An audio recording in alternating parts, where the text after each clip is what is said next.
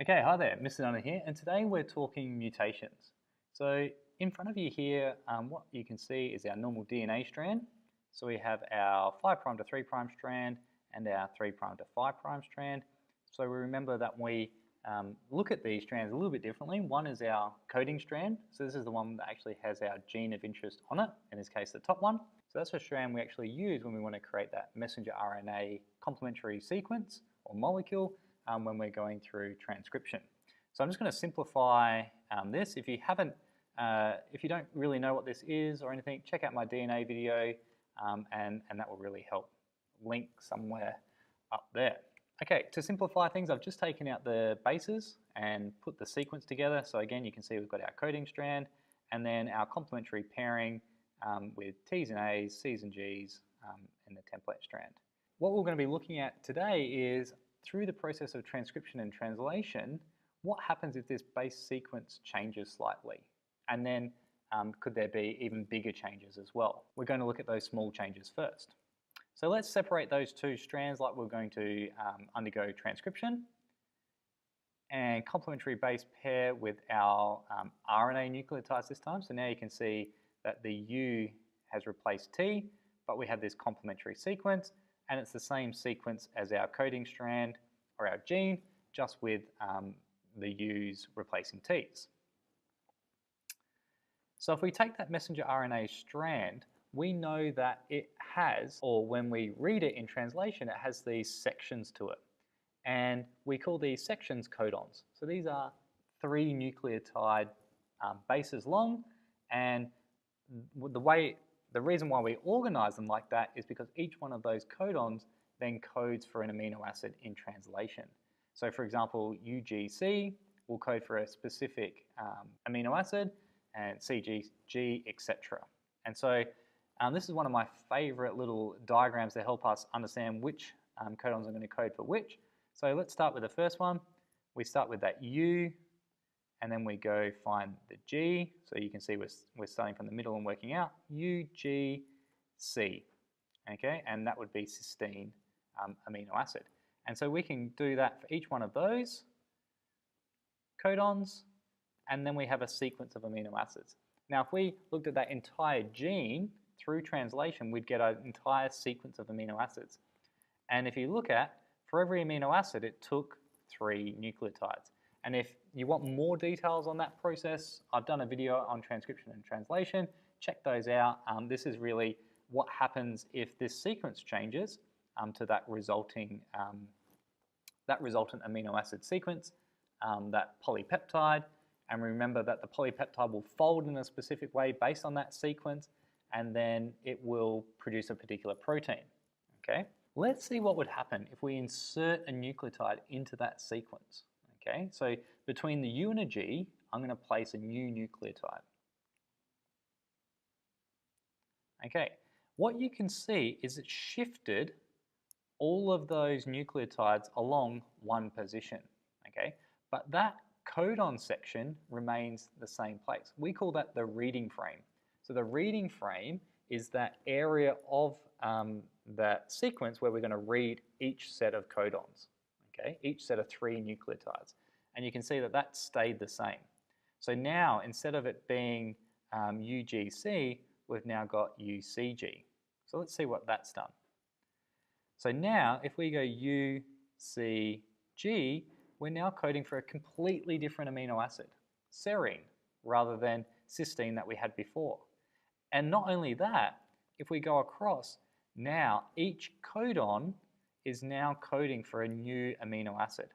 So that's had a significant impact on the protein that we're going to produce. By inserting a nucleotide, we've shifted that reading frame across, and now we're going to produce, every codon is now going to be different, and we're going to produce a different amino acid in every single position. So that's had a significant impact. Okay? Let's go back to our starting original sequence. You can see it shifted back into the correct reading frame, and we would again get this cysteine, arginine, asparagine, and threonine sequence. What happens if we took one away? Okay, so we've taken one away now, and you can see it had the same effect. We've shifted the whole sequence across to now operate in a new reading frame, or that because that one left, it's dragged a new C across. So now we get UCC. So what impact has that had on the sequence? So we've got serine, glycine, and isoleucine, and you notice that we don't even have a nucleotide in that last codon section to even make or code for an amino acid. So instead of having a 4 amino acid peptide, we now only have 3 amino acids. So we can see that deletions and insertions of nucleotides have a huge effect when we go to then translate that mRNA. Okay? But there are other types of mutations as well.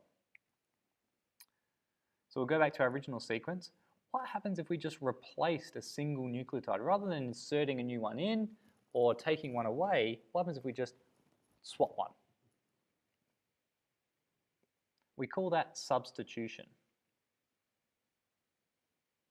Now in this case, we've swapped that U, we've added a U there and swapped it with what it was before, and now you can see that, oh, it's actually coded for the exact same amino acid. So through chance, when we replaced that letter, okay, so it was U, G, U instead of UGC, it's actually coded for the exact same amino acid. So it's had no effect on the polypeptide at all. We call that a silent mutation. There are opportunities where, because we have multiple codons coding for the same amino acid, we could get a point mutation or a substitution that actually has no effect at all. Let's replace it with something else. Let's try a G. So here we've got U, G, G. We now have the amino acid tryptophan. So now we're just causing one amino acid to change. So instead of being cysteine, we're now tryptophan. The rest of the polypeptide is the same. So if you think about the folding, we've only adjusted one amino acid in maybe a protein that has 1,000 amino acids long, or maybe even more. It might not have any impact at all. So we could eventually accumulate mutations like that over time, and then eventually the protein might be different or suffer over time.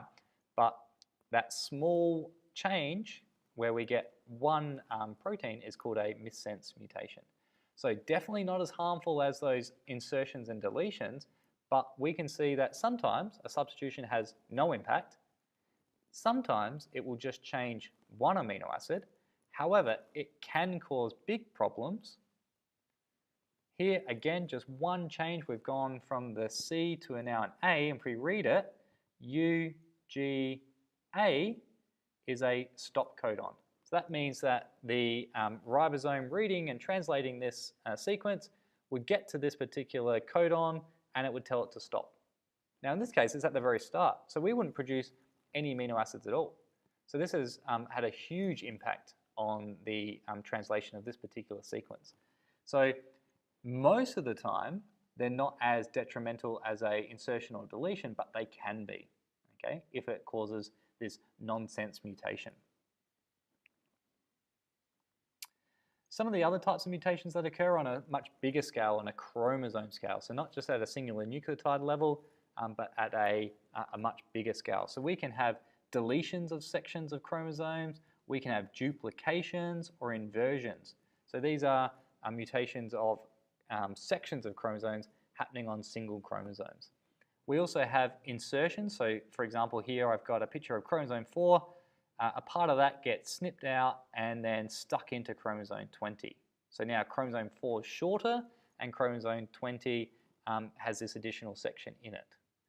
And finally, we can have some translocation, so we can have some swapping. So in this case, chromosome 4 is actually swapped a part of its chromosome with chromosome 20. So these can have some really big impacts on the types of genes that are made. Because remember, if we're translocating midway through a gene, now that gene's not going to work. We're also putting it with other combinations of genes, which has a whole lot of hereditary type flow-on effects as well. But we'll learn a bit more about that when we look at meiosis and crossing over. But there are lots of ways that we can change our DNA sequence, and most people think, oh, mutations, that's bad. And we had heard that, you go out in the sun, you don't put sunscreen on, you get UV rays, you get melanomas, you get cancer, and you die. That doesn't sound very good. But mutation is actually underpins evolution as a whole in natural selection. So we need mutations to create variation in that population, but most of the time that mutation is going to be bad, okay? But it can be good. So in this table here, I've got some sources of mutation, and then in the next slide we'll go through some of the actual changes that happen. So these are some sources of mutation. I'm not going to spend too long on them. If you want to copy them down, you just pause the video, but I'm going to race through pretty quickly. So ionizing radiation is things like X-rays and that type of radiation, so X-rays, gamma rays, stuff like that. Ultraviolet radiation is UV, so that's going to be our skin cancer. We have reactive oxygen species, so in certain foods they're high in creating these reactive oxygen type things, and they can react with our DNA and cause those mutations. We have chemicals like bromine and benzene that can cause changes to our DNA and mostly have harmful effects. Viruses and bacteria can get in. Viruses can go in and inject their own DNA, and then our own genome takes that in and starts replicating that particular sequence. Asbestos and tobacco smoke can also cause these long-term changes to DNA and eventually can be quite problematic. So these are really the key areas that an outcome of a mutation can have. So remember, if we've had a mutation, maybe an insertion or deletion, we could change that whole protein. And that's generally going to result in a loss of function. So that protein is going to change so much that it's not going to be able to have the same three-dimensional structure, therefore have the same function, and then do the same job. So we're going to lose that function. However, in some cases, maybe a substitution or some small mutation actually increases the effectiveness of that protein, and therefore we have a gain of function. So sometimes these particular proteins are inactive or only work in small amounts. These extra mutations can cause a gain in function. We can also get lethal mutations. So these mutations occur in genes that are so important to the metabolic processes of cells that the whole cell dies. If it happens early enough on, then those cells can cause the whole organism to die, which is pretty unfortunate. And then we start talking about natural selection and evolution. So if you're not sure quite about natural selection, I do have a video on this. We'll probably make another one this year. Basically, it is how suited are the outcomes of the genetic makeup of that individual to their environment. So the environment's going to put pressure and choose the types of features that are going to be most suited for that environment. If those proteins change, the genetic outcomes change a little bit, those mutations can either decrease fitness, so make it less suited. So if we're like a cheetah and we're trying to chase down our prey, that mutation might make our muscles a little bit slower, and therefore we can't run as fast. So that's probably going to be lost out, and that particular cheetah is not going to reproduce as often because it's not getting as much food, and therefore we might lose that from the gene pool. So it reduces its fitness. However, if that protein makes it faster, then it's going to get more food, it's going to be around longer, it's going to have greater chances of reproduction, and therefore we might see that particular mutation remain in the population. So that could increase its fitness. Or it might not change its fitness at all, so that would be called neutral fitness. Now there's one slide I've left off, but basically I want you to have a little bit of a think about at what point of a human's development or any organism's development would these mutations have the most impact? So would it have the most impact in a body cell when the person's 40 years of age, or would it have the most impact when we're only a few cells like an embryo or a zygote? Have a think about that and think about a diagram that you could draw that would show the outcome of that particular effect of that mutation. So at an embryo level compared to at an adult level, which one would have the most impact and how would you draw that? Thanks for listening. If you like the video, give it a thumbs up. YouTube loves that. Subscribe, make sure you get all the latest videos. There's going to be more and more coming out all the time. And feel free to check out all these other social media platforms to find more of my videos or interact with us in any way. Post questions down below and I can do my best to answer them. Otherwise, stay tuned for another video. Bye.